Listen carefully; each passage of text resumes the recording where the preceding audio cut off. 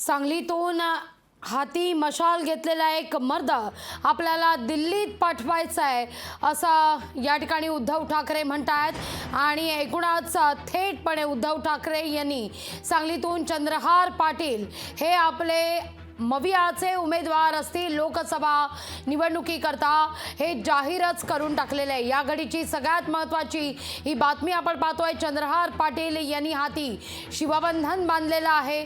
Chandrahar Patil double Maharashtra Kesari विजेता 2007 आणि 2008चे आणि अर्थातच आज त्यांनी ठाकरे गटात पक्षप्रवेश केलेला आहे। पण त्यापूर्वी जर आपण पाहिलं तर चंद्रहार पाटील यांनी जोरदार शक्ती प्रदर्शन सुद्धा केलेलं होतं।